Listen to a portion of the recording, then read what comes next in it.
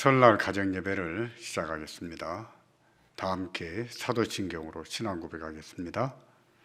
전능하사 천지를 만드신 하나님 아버지를 내가 믿사오며 그 외아들 우리 주 예수 그리스도를 믿사오니 이는 성령으로 잉태하사 동정녀 마리아에게 나시고 본디오 빌라도에게 고난을 받으사 십자가에 못 박혀 죽으시고 장사한 지 사흘 만에 죽은 자 가운데서 다시 살아나시며 하늘에 오르사 전능하신 하나님 우편에 앉아 계시다가 죄로서 산 자와 죽은 자를 심판하러 오시리라. 성령을 믿사오며 거룩한 공예와 성도가 서로 협통하는 것과 죄를 사하여 주시는 것과 몸이 다시 사는 것과 영원히 사는 것을 믿사옵나이다. 아멘. 하나님 은혜를 감사합니다. 한 해를 시작하면서 온 가족이 모여 하나님 앞에 예배를 드립니다. 하나님, 가족이 함께 모여 예배하는 그곳에 성부와 성자와 성령 하나님께서 임재해 주시고 그 심령과 예배를 주관하여 주시며 홀로 예배를 받아주시기를 바랍니다. 또 하나님, 그 찬송과 기도를 들으시고 하나님께서 하늘의 신령한 복으로 땅 기름진 복으로 채워주시기를 바랍니다. 이 예배를 주께 의탁합니다. 예수님의 이름으로 기도하옵나이다. 아멘. 찬송가 305장을 부르겠습니다. 305장입니다.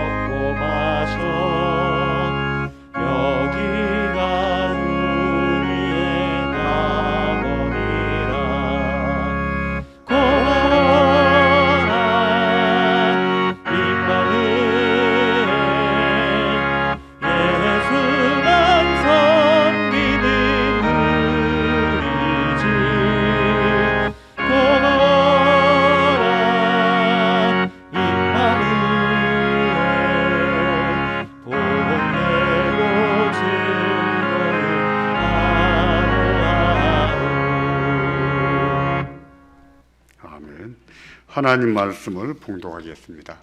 하나님 말씀은 시편 128편 1절부터 6절까지입니다.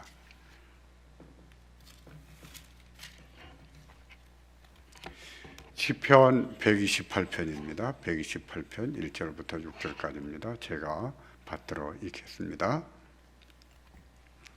여호와를 경외하며 그 도에 행하는 자마다 복이 있도다. 네가 내 손에 수고한 대로 먹을 것이라. 네가 복되고 형통하리로다. 내 집 내실에 있는 내 아내는 결실한 포도나무 같으며 내 상에 둘린 자식은 어린 감람나무 같으리로다. 여호와를 경외하는 자는 이같이 복을 얻으리로다. 여호와께서 지온에서 네게 복을 주실지어다. 너는 평생에 예루살렘의 복을 보며 내 자식의 자식을 볼지어다. 이스라엘에게 평강이 있을지로다. 아멘. 오늘은 설날입니다. 여러분 새해 복 많이 받으십시오. 우리가 코비드19로 어려운 시대를 보내고 있습니다. 활동의 제한도 많이 받고 영업의 제한도 많이 받고, 특히 그게 아니더라도 어려움이 많은데 경제적인 어려움까지 가중돼서 어려움을 겪는 가정들이 참 많습니다. 이렇게 어려운 시기를 보내고 있지만 설날을 맞이해서 하나님이 우리 마음에 기쁨을 주시고 또 하나님께서 우리 하는 일에 복을 주실 것을 또 믿으시고 또 기도하시고 예배하기를 바랍니다. 하나님의 백성은요, 남자라면 1년에 3차례는 예루살렘 성전에 올라가서 예배해야 되는 의무가 있었습니다. 물론 자녀들도 함께 갈 수 있었고 부인들도 함께 갈 수 있었습니다. 하지만 어떤 경우라도 남자들은 반드시 3차례 가야 했습니다. 뭐 그 외에도 4차례, 5차례도 갈 수 있었죠. 그런데 하나님 앞에 나아가는 일이 쉬운 일만은 아니었습니다. 성전이 해발 800m 고지에 있었거든요. 게다가 남쪽에서 오른다면 50km, 60km를 갔습니다. 또 동쪽이나 서쪽에서 오른다면 3, 40km는 걸어서 갔다고 해요. 그게 쉬운 일이 아니었겠죠? 그게 며칠 정도 걸렸을지 우리로서는 예측해보기가 꼭 어렵지만 않을 수 있어요. 아브라함의 경우를 보면 알 수가 있겠는데, 아브라함이 아들을 이삭을 바치러 갔던 모리아산이 그게 바로 예루살렘 성전 터거든요. 바로 거기에 가는데 아브라함 며칠 걸렸었죠? 사흘이 걸렸습니다. 왕복은요 6일이 걸렸죠.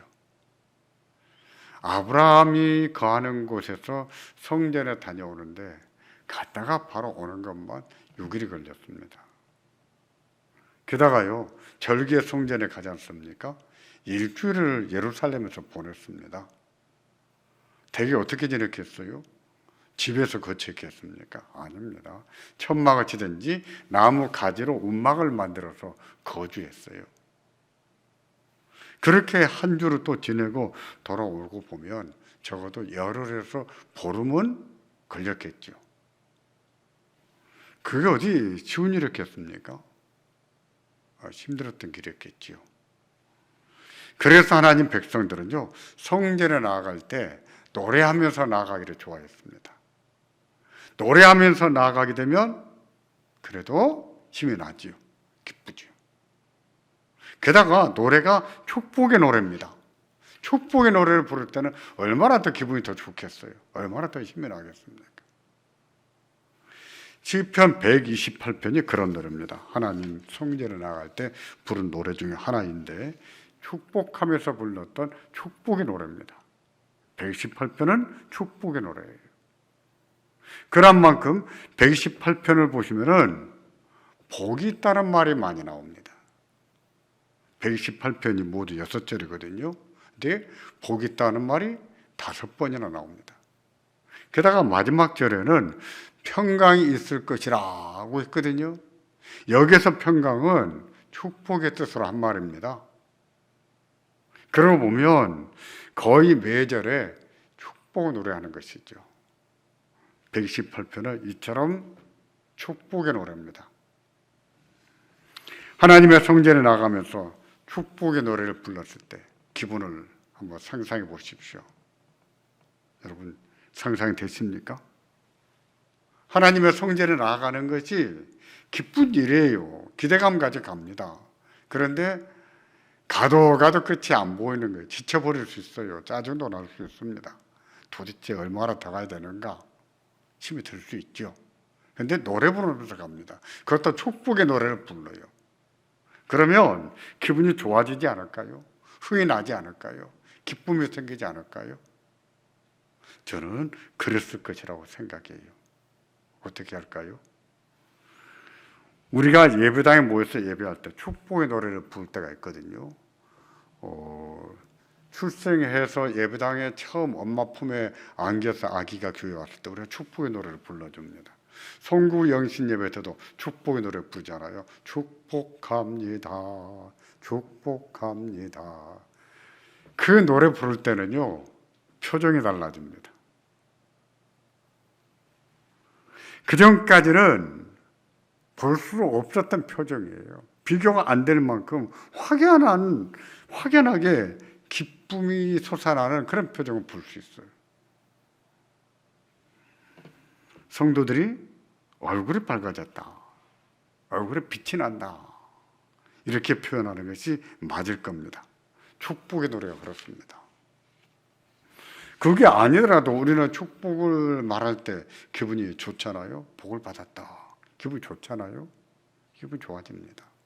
축복의 노래는 더 그렇습니다. 마음을 밝아지게 하고 희미하게 하고 기쁨이 샘솟듯 솟아나게 하지요.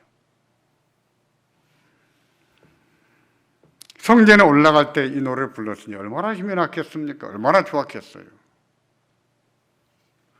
설날 명절을 맞이해서 우리도요, 우리 가족들에게 축복하기를 바랍니다. 가족들에게 한번 축복하기를 바랍니다. 엄마 아빠는 자녀들을 축복하고 부부도 서로 축복하고요. 그렇다고 해서 자녀가 부모를 축복할 수는 없어요. 대신 기도할 수 있죠. 하나님, 우리 부모님에게 복을 주시기를 바랍니다. 건강에 복을 주시기를 바랍니다. 평안에 복을 주시기를 바랍니다. 자녀들은 부모에게 기도를 통해서 복을 빌어드릴 수 있겠죠. 기도할 때만 아니라 우리가 평소에도 가족들을 축복하면 좋을 것 같아요. 저는 잘 모르겠습니다. 얼마나 기도할 때 말고 가족들이 이렇게 한 번씩 걸어앉고 아니면은 가족들이 이렇게 바라보면서 축복하며 하는 시간들이 얼마나 있는지 잘 모르겠어요. 그런 시간을 갖는다면 얼마나 좋겠습니까? 아침에 출근하는 자녀들에게 천지의 주제신 여호와여, 우리 아들에게 복을 주시기를 바랍니다. 그 말을 듣고 출근하는 자녀들, 학교 가는 자녀들은 기분이 얼마나 좋겠습니까? 하나님 앞에 의탁하는 거잖아요. 평소에도 이처럼 복을 빌어주기를 바랍니다. 그렇다면 성전에 올라갈 때 128편 노래를 불렀다고 했는데 그 노래가 어떤 노래였을까요? 128편은요 지혜시로 분류가 됩니다. 지혜시라고 하는 말은요, 하나님께서 복 주신 것을 관찰해보고 그 사실이 우리 가운데 어떻게 나타나는가를 찾아내서 썼다 하는 얘기예요. 지혜서의 특징이 그거거든요. 시 중에도 지혜시가 있어요. 하나님의 은혜가 우리 삶 가운데 어떻게 나타나는가, 그래서 어떻게 행동하는 것이 지혜인가, 이것을 가르쳐주는 것이 지혜시예요. 128편도 그런 지혜시의 성격을 가지고 있다는 겁니다. 그래서 128편을 살펴보면 하나님께서 어떤 복을 주시는지, 어떤 사람에게 복을 주시는지를 알 수 있습니다. 어떤 사람에게 또 어떤 이에게 어떤 복을 주시는지 살펴보겠습니다. 먼저 128편 2절에 보시면 산업에 복을 주신다고 합니다. 산업에 복이 있다고 합니다. 2절을 같이 보겠습니다. 네가 내 손이 수고한 대로 먹을 것이라 내가 복되고 형통하리로다. 아멘. 우리가 고생하며 애를 쓰고 사는데 그 고생하고 애 쓰고 사는 것이 헛되지 않는 복이 있다고 그랬습니다. 우리는 100배, 60배, 30배의 복 이런 걸 많이 연상하다 보니까 우리가 애쓰고 산 것이 헛되지 않는 것이 간신히 얻은 복 정도로 생각하지만 그렇지 않습니다. 인생이 얼마나 허망합니까? 애써도 안 되는 일이 있잖아요. 근데 너가 애쓰고 수고한 일이 헛되지 않기를 기도한 것이죠. 복을 빈 것이죠. 헛되지 않게 하는 복이 있다 그랬어요. 그 말은 무엇입니까? 수고한 대로 좋은 결실을 본다는 뜻이죠. 좋은 결실을 본다. 그것을 되풀이해서 내가 복되고 형통할 것이다 그랬습니다. 이 축복은 우리의 산업에 복을 주신다는 뜻입니다. 우리 직장에 복을 주시고 또 우리 사업장에 복을 주시되 형통하게 하는 복을 주신다는 뜻입니다. 그렇습니다. 하나님께서는 우리 손으로 살아가는 모든 일에 복을 주세요. 땀 흘리고 애쓰고 고생하면서 하는 모든 일이 허망하지 않도록, 헛되지 않도록, 수포로 돌아가지 않도록 하나님이 그 하는 일에 복을 주십니다. 우리가 신종 코로나 바이러스로 인해서 경제적인 어려움을 더 많이 겪고 있습니다. 그런 가운데서도 하나님께서 우리 손이 수고한 대로, 애쓰는 대로 좋은 결실을 보게 하는 복을 주시기를 주의 이름으로 축원합니다. 두 번째입니다. 128편 3절에 보시면 가정 화목의 복을 주신다고 했습니다. 내 집, 내 실에 있는 내 아내는 결실한 포도나무 같으며 내 상에 둘린 자식은 어린 감람나무 같으리로다. 성경에서 포도나무와 감람나무는요, 하나님 나라 또는 하나님 백성을 상징하는 은유로 씁니다. 열매를 풍성하게 맺은 포도나무 상상이 되십니까? 포도송이가 주렁주렁 달려 있습니다. 잘 익은 올리브 열매가 하나가득 달려 있습니다. 얼마나 풍성한지요. 얼마나 무성한지요. 멋지지 않습니까? 풍요롭고 행복하게 보이지 않으세요? 그렇습니다. 풍요롭고 안정적이고 행복하게 보이게 하는 이미지예요. 이 은유는 그런 이미지를 연상시키는 거예요. 행복감, 또 안정감, 풍요로움을, 행복감을 연상시킬 이미지죠. 하나님께서 가정을 그처럼 화목케 하는 복을 주신다는 뜻이에요. 아내가 얼마나 복스러운지요. 자녀들이 얼마나 복스러운지요. 남편들은 또 얼마나 복스러운지요. 설날을 맞이해서 우리 하나님께서 우리들의 가정에 이처럼 안정되고 풍요롭게 하고 또 화목케 하게 하시는 복을 주시기를 주의 이름으로 축원합니다. 그러면 어떤 사람에게 복이 있을까요? 어떤 사람에게 그런 복을 주실까요? 128편 1절에 보면 이렇게 노래합니다. 여호와를 경외하며 그 도에 행하는 데마다 복이 있도다. 하나님을 경외하는 것과 하나님 말씀 따라서 하는 것은 다른 것이 아닙니다. 사실은 같은 거예요.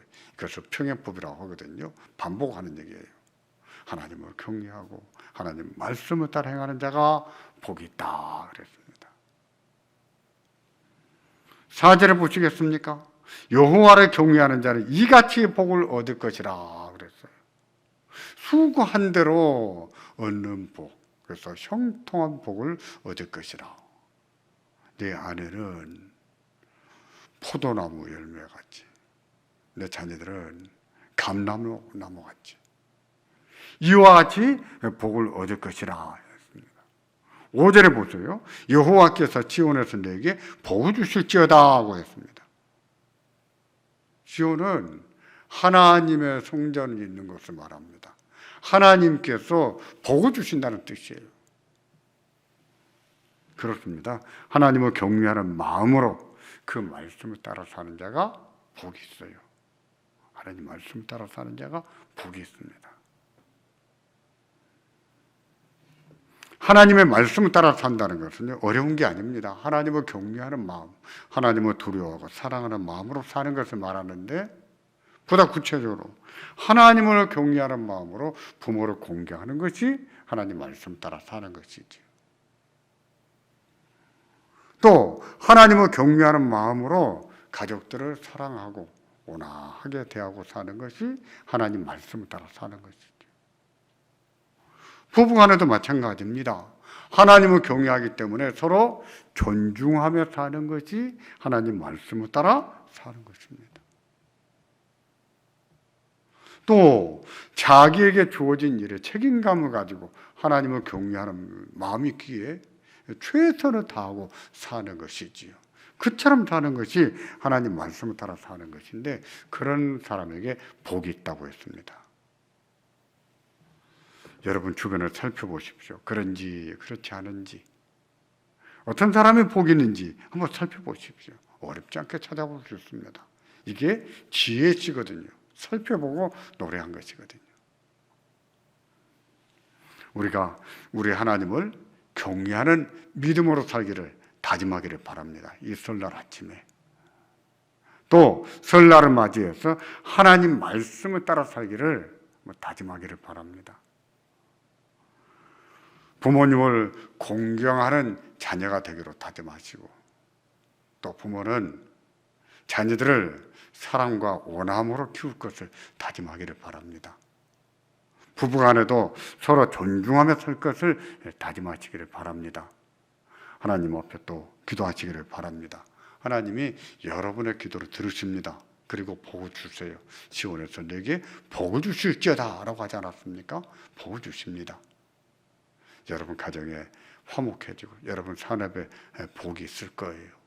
우리 하나님을 경외하는 믿음을 가지고 사시고 하나님 말씀을 따라 사는 우리가 되어서 하나님이 더욱더 우리의 산업과 가정에 복 주시는 새해 한 해가 되기를 주의 이름으로 축원합니다. 이 시간에 우리가 같이 한번 가족들이 한번 기도하겠습니다. 기도하는데 부모들은 자녀들을 축복해 주시기를 바랍니다. 여호와께서 시온에서 내게 복을 주실지어다. 그리고 부부간에도 하나님 앞에서 다짐하면서 기도하시기를 바랍니다. 하나님, 아내를 더욱더 존중하며 살겠습니다. 더 사랑하며 살겠습니다. 아내도 남편을 존중하며 사랑하며 살겠습니다. 다짐의 기도를 하시고, 또 우리 자녀들도 부모를 위해서 기도하겠습니다. 하나님, 우리 부모님의 노년에 복을 주시기를 바랍니다. 건강하게 하시고 늘 평안하게 하시고, 우리도 자녀로서 효도를 잘하는 자녀가 되기를 원합니다. 라고 다 같이 온 가족이 잠깐 기도하겠습니다. 함께 기도하겠습니다. 하나님, 이 시간에는 가족들이 서로를 생각하며 기도합니다.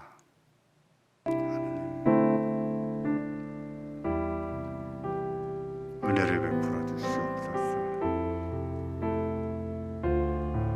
자녀들을 축복하며 사는 부모가 되게 하옵소서. 하나님, 부부가 서로 존중하며 사랑하며 살도록 도와주십시오. 하나님, 부모님의 노후를 위해서 기도, 노원 연결을 위해서 기도, 효도하며 사는 자녀들이 되게 하옵소서. 하나님, 은혜를 주시기를 바랍니다.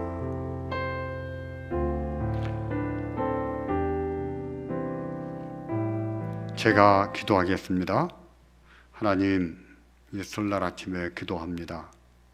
우리 부모들에게 지혜롭고 은혜로운 마음을 주시며 하나님의 성령께서 도와주셔서 항상 자녀들에게 복을 빌어주는 부모가 되게 하시기를 원합니다. 우리가 기도 중에 자녀들이 잘 되기를 축복하고 삽니다. 하나님, 그것만 아니라 일상에서도 자녀들에게 복된 말로 들려줄 줄 아는 부모가 되게 하시기를 원합니다. 하나님, 우리 자녀들에게 복을 주시기를 바랍니다. 우리 자녀들을 지혜롭게 하시고 믿음 있게 하시고 건강하게 하시되, 하나님, 그들이 하는 일에 최선을 다하고 사는 자녀들이 되게 하시기를 원합니다. 하나님, 우리 자녀들이 효자가 되게 하시고 효녀가 되게 하시기를 원합니다. 하나님, 우리 자녀들의 행사가 복 있게 하시고 금년에는 어려움을 잘 헤쳐나가며 또 좋은 열매를 맺는 한 해가 될 수 있도록 도와주시옵소서. 전능하신 주님, 우리 연로하신 부모님들을 기억해 주시기를 바랍니다. 그 노년기에 복을 주시고 은혜를 다하여 주시옵소서. 하나님, 특별히 건강이 좋지 못해서 투병 생활하고 계시는 어른들이 있습니다. 하나님, 투병 중에는 성도들을 기억하여 주시고 하나님의 은혜 가운데 건강하게 지게 하시고 노년기가 평안하게 하시고 잘 회복될 수 있도록 복을 내려 주시옵소서. 지금은 우리 주 예수 그리스도의 은혜와 하나님 아버지의 극진하신 사랑하심과 성령 하나님의 감화 감동 교통하심 우리 모든 가족들 위해 항상 함께 하시기를 축원하옵나이다. 아멘. 설날 가정 예배를 마쳤습니다.